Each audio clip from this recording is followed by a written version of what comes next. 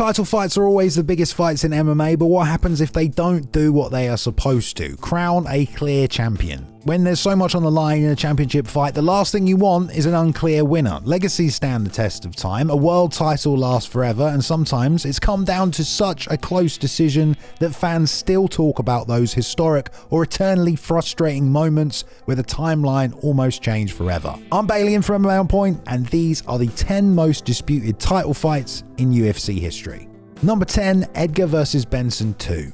Let's start things off in 2012, where the lightweight division was finally really picking up some steam with all the WEC guys coming over. Benson Henderson had come out at the top and picked up the title from Frankie Edgar, but the former champ wanted the immediate rematch because even their first fight was super close. But I had it even going into that last round, and I gave the last round to Frankie. This time around though, Frankie made a bunch of adjustments. He was taking it to Benson, controlling grappling positions, and with his volume, outlanding the champion. But Bendo was still in it, keeping the pace high and landing as well. When the final bell rang, it had to be, one of the hardest fights to call of all time. Man, that is a close fight, ladies and gentlemen. Turns out one judge though had it 4-1 to Frankie Edgar, but the other two judges gave 3 rounds to Henderson, and he won a split decision to defend the belt. This time around, Dana didn't even want to give an opinion. The judges picked this kid right here, came in, he fought his ass off twice, and he got the decision both times.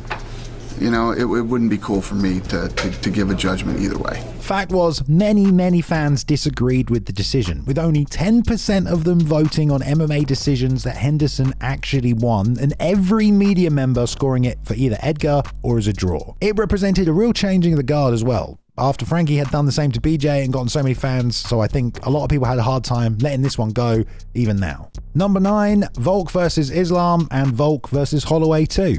After 14 wins in a row at featherweight, Max Holloway had looked pretty much unbeatable, which is why some people found it hard to believe that Volkanovski was able to do just that at UFC 245. It was a unanimous decision, but the tactics used by Volk didn't exactly make it the most dominant of performances. Of course, before anything could really happen next, the pandemic went off and the UFC booking schedule was just a mess for several months. When Alex and Max both found out the rematch was on, they didn't exactly have the best training facilities set up, with Max saying he did 0 sparring and did all his coaching sessions on Zoom. The first time you saw your coaches was at the airport coming to Vegas? Yep. The rematch, though, was very different this time around. Max Holloway came out early and took the fight to Volk, even dropping him with a head kick. The fight remained competitive throughout, with Max having much more success than in the first fight, but the scorecards on this one were a bit baffling. But in the third and most competitive round, they all scored it for Volk, even though the broadcast team had basically disagreed at the time. One of the judges also gave the last round to Max, which was kind of crazy. Either way, Holloway fans, of course, wanted him to get his title back, and it showed online with 62% of fans scoring it for Holloway, along with a whole bunch of the media as well. Sometimes fans can get caught up in the story of the fight, and that 100% happened when Volkanovski went up a weight class to challenge Islam Makhachev. And at this point, we'd barely seen Islam in any trouble, and when Volk started taking it to them, everyone was getting very excited. He dropped him! He dropped him in the ground! Oh my God, he's on top! But even though he was winning in the last round, across the fight, the judges scored it for Islam. But it was another one a lot of fans just disagreed with.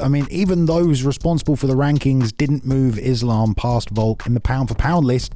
He'd put on that good of a performance. It was almost like it was kind of just accepted as a draw, given how it all played out.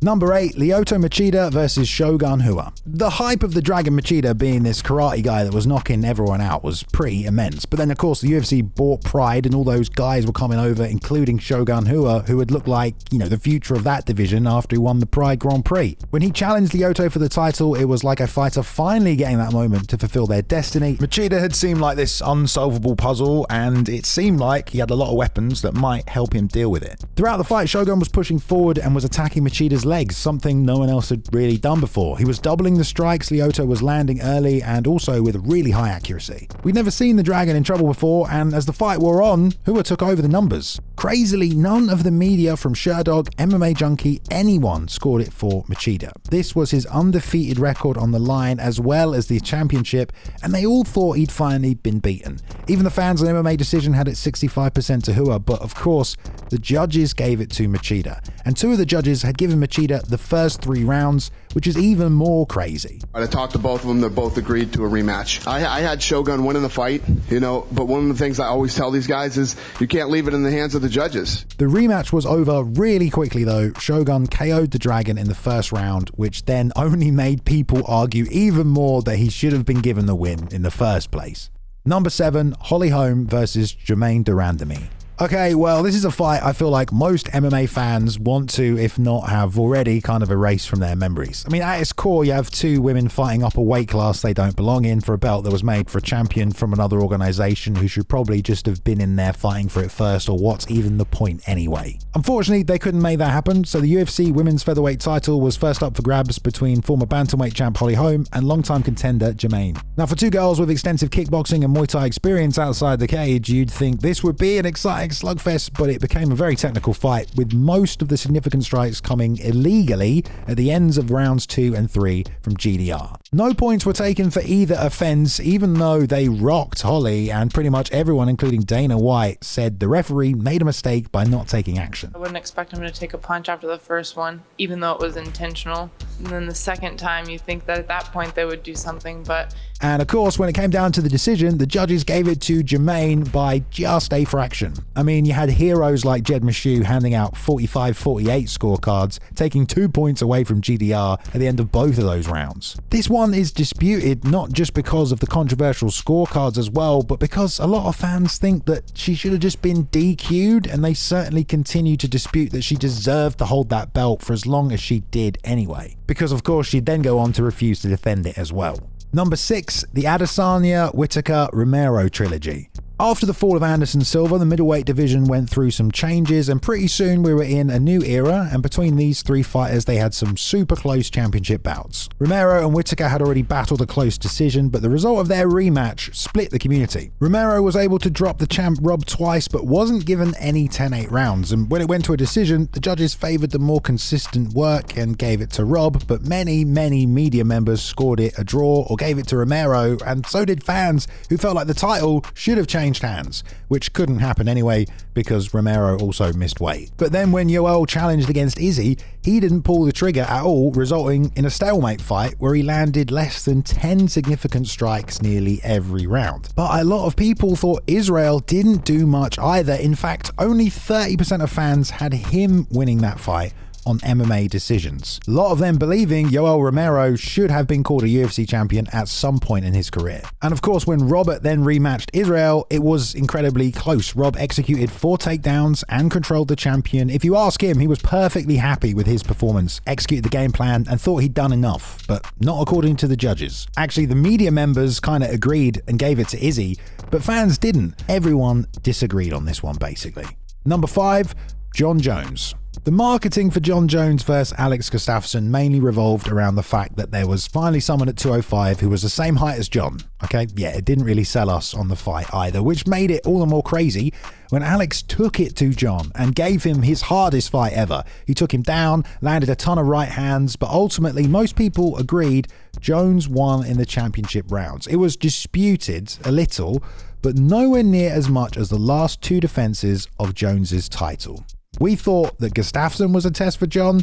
Well, at a time where the 205 division felt particularly thin, it also felt like the UFC forced Thiago Santos into a challenger for John. Machida, yeah, got 2 spectacular KO over the night, but it was only less than a year of him being a light heavyweight that he was already fighting John Jones for the title. Most people had seen him as a brawler that Jones would technically handle, but Santos threw hell at John early before he severely injured both his knees. It came down to a split decision, and after John took over late, he was given the nod. But then when people found out Thiago was also injured, I mean, for the first time ever, it made people question Jones's credibility as the best in that weight class. And if we thought that was close, well, his last defense at 205 was something else. Dominic Reyes was kind of dismissed as a threat by fans, quite honestly. His biggest achievement at the time was KOing Chris Weidman up a weight class. But he absolutely shocked everyone when he outlanded Jones on the numbers in the first rounds as he came out aggressive. He faded towards the end, but it didn't matter because I and literally 75% of people online thought Dominic was going to get his hand raised. But all 3 judges gave it to John, which was just shocking. History was about to be made, but all 3 of the judges had seen the fight a completely different way to everybody at home. Number 4, Frankie versus BJ1. So you're going to need a bit of historical context going into this one. Recently, Islam Makhachev just broke the record for title defenses at lightweight, but it was set back in 2009 by BJ Penn, and going into his next defense, he looked like the most dominant force the UFC had ever seen. Frankie Edgar stepped up as a new challenger. He was a massive underdog in the face of the prodigy, but it turned into a really close fight. Frankie was faster, but BJ was landing with more impact. Kind of a classic activity versus damage discussion, but then when you got to factor in the sheer amount of bias towards BJ at the time, well, no doubt it was close, but when the scorecards were read, people didn't just debate the winner of this fight, but the actual judging as well, because Douglas Crosby gave every round to Frankie Edgar, and he won the title and got a unanimous decision. Tons of fans and media totally disagreed. In fact, every media member that gave a scorecard had it for Penn, apart from one outlet.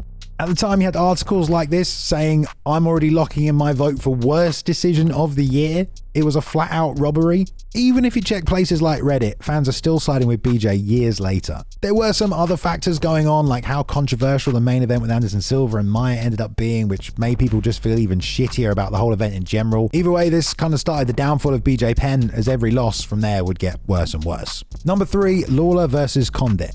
Okay, so maybe this one is a little bit higher up than it should be in this video, but it's probably because I'm a little biased. And why? Well, because for me, there has never been a time I was more certain that someone had won a UFC title and was going to fulfill their dreams than I was after Lawler versus Condit. Yes, as a massive fan of Robbie Lawler, as anyone will tell you I am, after watching Carlos Condit come into the UFC from the WEC and just put on so many sick displays of violence, I mean, I was ready to see him finally get his flowers and win a UFC title. Yes, I was personally invested, fucking hell yes. But I was also determined to watch this fight back for this video, because the decision in this fight absolutely split the community, as well as splitting my soul in half, choosing between these two great fighters. Both knocked each other down. It was a total war, but I scored this thing again, and round 1 Condit, round 2 Lawler, round 3 and 4 Condit, round 5 Lawler. I mean, that's how I have it even now, and the online scoring agrees with me. I mean, only 17.7% of people gave Lawler round 3, but 2 of the judges' cage side agreed, and so Robbie was given the belt. It felt like Carlos Condit had done enough to win this fight. He'd landed more, and after such a long career, certainly felt like he deserved the title. In writing this, I found this piece from Dave Doyle titled "Hate the Decision, but Love the Robbie Lawler Era," which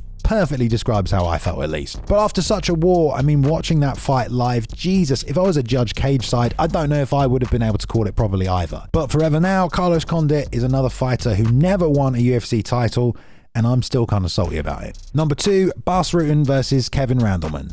Right, let's go old school for this one, like really old school. The fans are still talking about it 30 years later though. One of the biggest fights ever at the time, when legendary Bas Rutten was finally challenging for a UFC title after a historic win streak in Pancrase, and against the monster Kevin Randleman, this new era of American wrestlers. For Bas though, it was more about ending his storyline as the greatest martial artist of all time, and if you wanted to be called that, then you needed a UFC belt. During the fight though, he was taken down and controlled by Randleman for pretty much all of it, but from the bottom, Bas was more active than Kevin from the top, and he did more damage from that position with elbows and strikes. Now, if you thought judging a fight today was confusing, well, back in 1999 it was in some ways even more so. The fight was judged as a whole, but the specifics of damage versus control wasn't really outlined yet. And so when the judges gave the split decision to Bas based on his activity from the bottom in favor of Randleman's wrestling, well, there were a lot of people who thought they'd got it wrong. When we fought, I did win that fight, right?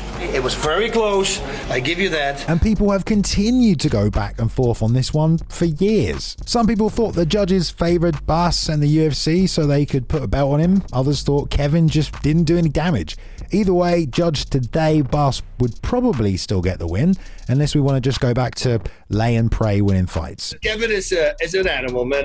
He became a close friend of mine. I love this guy. Number 1, GSP versus Hendricks. Okay, well, I'm sorry if it's made you do a little eye roll that this fight is number 1, but I feel like I've just got to call you out because, yeah, obviously, when you break it down, this is, without a doubt, the most disputed of any UFC title decision of all time. I out-jabbed him, out-struck him, out-wrestled him. I did everything to win the fight. I mean, we've talked about it to death, and it's because of the many interesting factors around it. And I'll ask you the same question that Dana White asked everybody in the media room the night of UFC 167. Does anybody here think that Johnny Hendricks didn't win the fight? Did you see George get smashed and hurt in the first round? It's about damage. Damage, you say, Dana? Well, yes. I mean, if you look at George's face by the end of the fight, he was absolutely bludgeoned when compared to Johnny. I mean, shit, rounds 2 or 4, they were pretty dominant. These days, someone could have snuck in a 10-8 for Johnny Hendricks. Who knows? It would have changed everything. But the result was a split decision for George St. Pierre. And look, again, if you want another reason for me putting this at number 1, every single media member asked scored the fight for Johnny Hendricks. Like, this isn't even a disputed decision at this point. These guys are in unanimous agreement. And all of that was before GSP was saying stuff like this afterwards. He hit like a truck, you know? My brain get bashed left and right inside my skull, you know? So many things about this fight just had fans questioning the outcome and if the judges had made the right decision. Like, go back and watch it and comment on this video if you think GSP took the win. It's not like it's damaged GSP's legacy, especially as most people think maybe Johnny was even using PEDs at the time. But the result of the fight will forever hang as the most disputed title fight in UFC history. He's the biggest pay-per-view star on the planet for me, and I still don't think he won that fight. All right, that's a pretty controversial video, isn't it? Because we've basically just looked at the most disputed title fights of all time. I'm pretty sure a lot of you are going to disagree anyway, so go ahead and let us know in the comments down below. First of all, though, big shout out to Max Randall. Thank you, Max, for editing the video. Guys, go check him out here on his social media or check out his YouTube channel, the new one, The Combat Arcade. If you did enjoy the video, guys, please give us a thumbs up and a like. We appreciate that, you know. And if you're new here, you can subscribe as well. We do a bunch of videos every single week. Shout out to all these channel members. Thanks, guys. We appreciate you. Cheers for all the extra support every single week. I've been Bailey, and thanks for watching this one, guys. And yeah, we'll see you in the next one.